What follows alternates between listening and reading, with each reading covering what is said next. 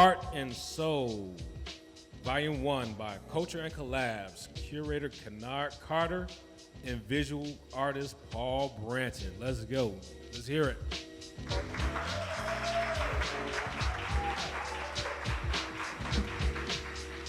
All right, all right. Come on, y'all can do better than that. Come on. That's what I'm talking about. It's Friday night. Y'all look incredible, by the way.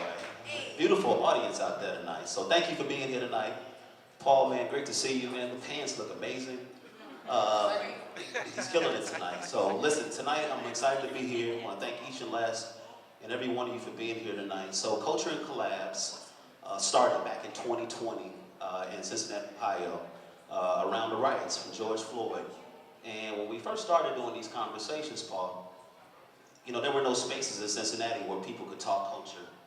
And we use collaboration, and we use movies as the backdrop to start these conversations. So fast forward to Chicago, you know, I meet Paul. I was actually on a date, and I walked into the room, and didn't know Paul. In fact, did you know I was on a date? Not at all. Okay, I wasn't sure, because I thought maybe you were just looking out for me that night, because you made me look really good.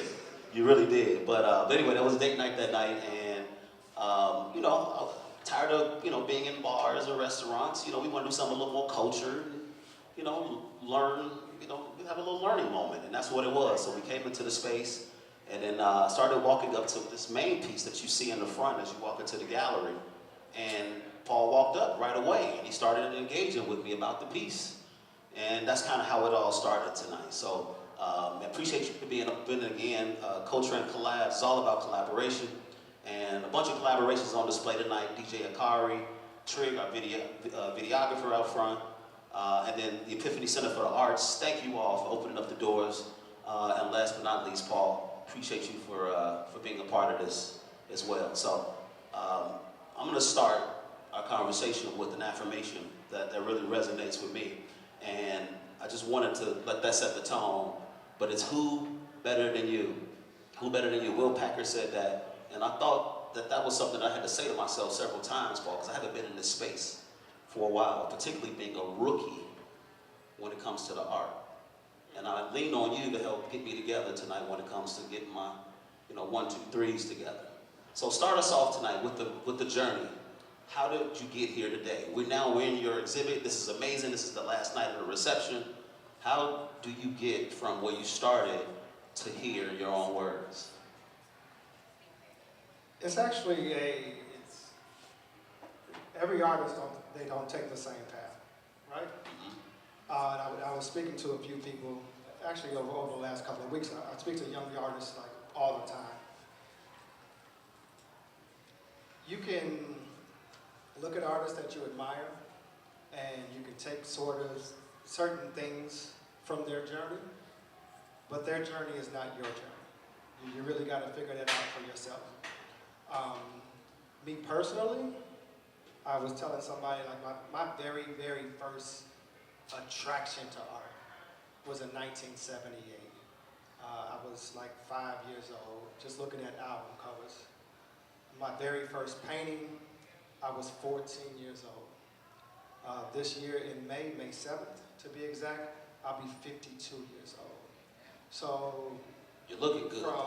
Thank you. Those doodles, that very first painting on board, it's just hours and hours of like, number one, you're young and you start mimicking like what you love and what you like. And it's just years and years of like finding out who you are. And this is who I am. I like that. I like that. As a family man, you know, I had a conversation with my daughter a couple nights ago, and we were, you know, thinking about what, you know, like what were some questions to ask you. And one of the things that came to our mind, or her mind, was significance of the pieces around us. Which piece is the most significant to you? There are a couple of pieces that are most significant to me that are in this piece, in this space. So most of these pieces in here that were created within the last 6 to 8 months. um, and they are a multi-perspective look. It's me thinking about different subject matters, different people that have crossed paths with me, um, just different time periods, but looking at it from my childhood perspective, and then at the same time looking at it now from an adult perspective, and putting those two things together in one image. I was one of those kids. I'm a kid from the south side. I went to McDade, and I was a Latchkey kid. I was a kid that me and my friend would walk, we'd get on the bus after school. The bus would take us back to Hookway. I don't know if anybody knows what Hookway is. It doesn't exist anymore. Walked to my grandmother's house, let myself in, and I was a kid there by myself until adults got home. And I spent a lot of time by myself. And when you're a child that spends multitude of hours by yourself, you become your best friend, and your imagination runs wild. And you look at, and you spend a lot of time with adults, and sometimes adults forget that you are not an adult.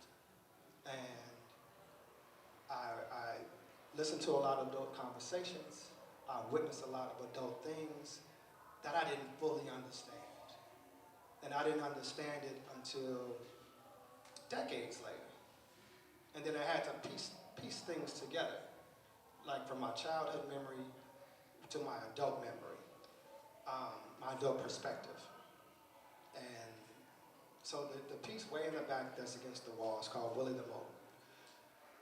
And that's me thinking about my father, who was a young father, and my uncle. I didn't have a lot of males in my life.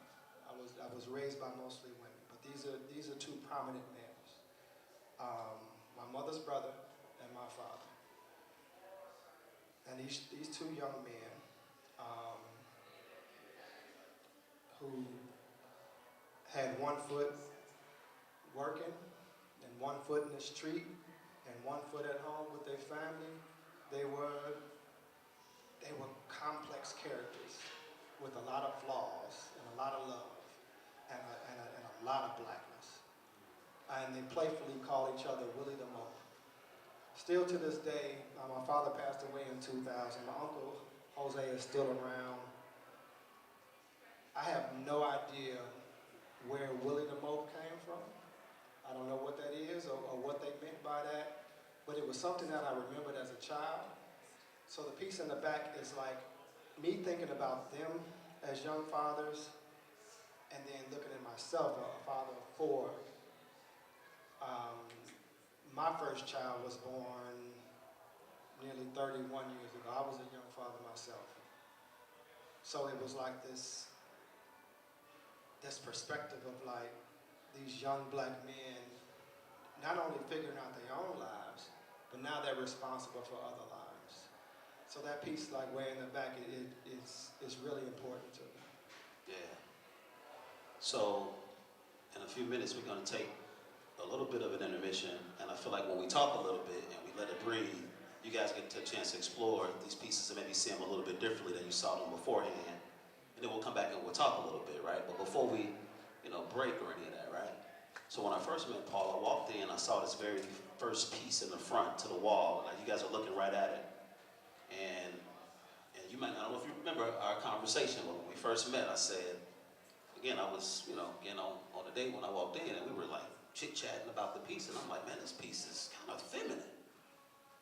And it has some hidden messages in it. Can you describe that piece in terms of what that is in connection to what you're talking about? And give me you kind of hit on it about the Latchkey kid and how that came about, but more importantly, talk about that piece and kind of the journey and what that means. And so that piece in the front it's about manhood and everybody's perspective on manhood, and especially like the kids that grew up on the south side in predominantly black areas. It's like this box, right?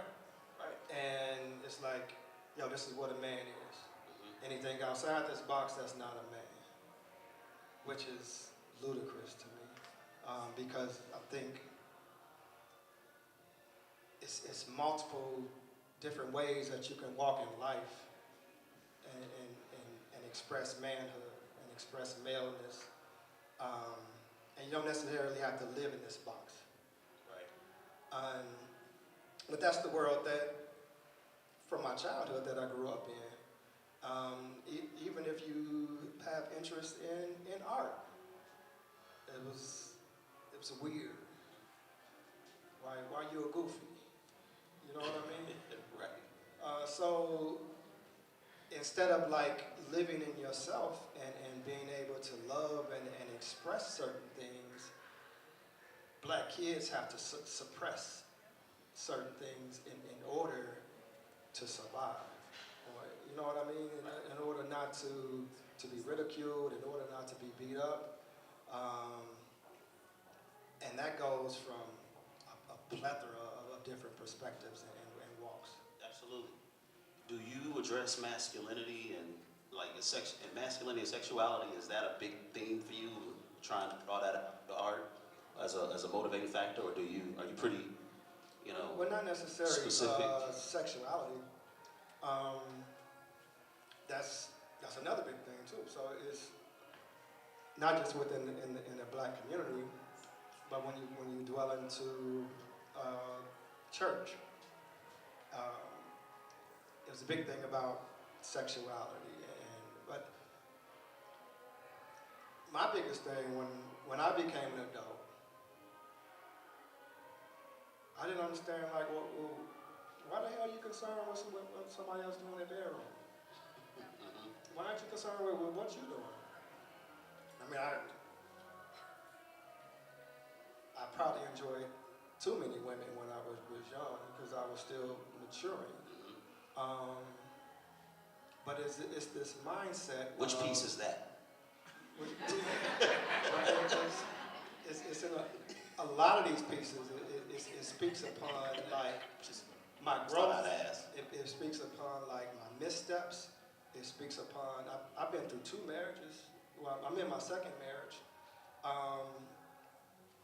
Bro, You're one ahead of me, but no, man, I'm telling you, it's the more you go in life, the more you learn about yourself.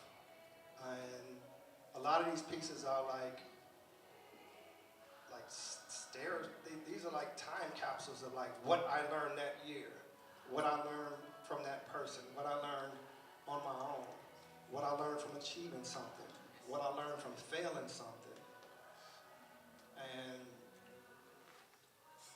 being a man, especially when your father dies young, and especially when, like my father suffered from alcoholism. So half the time he was a regular person, half the time he was somebody I didn't even recognize.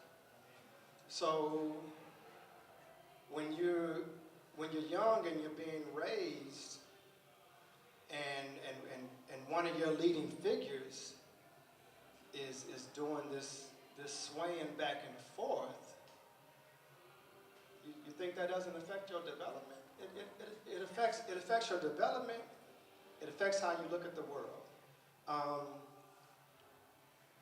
But you can take it in 2 ways. You can, number one, I took it as a way of like, man, I love what my dad did in this situation. I want to do things like that. And then things that I saw like, nah, I think that was a little detrimental. I left that out of my fatherhood, of my own children. So instead of just keep passing things along, I learned how to carve out what I thought manhood was. And that's what that piece is. I like that. And you also talked about kids. I want to kind of talk about that a little bit later in terms of inspiring the next generation and starting our children off with an appetite for art and what that looks like, right? I learned already that there's a lot of, like me, rookie art collectors and people who have interest in art for the first time, and people have been buying art all their lives. People have been doing it for a while. I'd love for you to kind of give some maybe 1, 2, 3s on, you know, from a perspective of an artist, right? Because there's art that people just call art. I mean, and I don't know if that's politically correct, so to speak, but then there's obviously art that people put a ton of time and energy and it means something to them, right? And that's essentially what you buy when you buy a piece of art. So I'm hoping that you can kind of give some of us very newbies, the rookies in the room, you know, a chance to kind of say, you know what, wherever I am on my journey, this is the right spot. This is the right spot for me to be in with my appetite and my desire to be cultured and have pieces that represent something in my home or office. I would say, number one, thank you all for coming out. 2, in the communities that I was raised in, I spent most of my time in Chatham. I spent some time in Roseland. I spent some time in the Pullman area. I never in my childhood was introduced to an artist.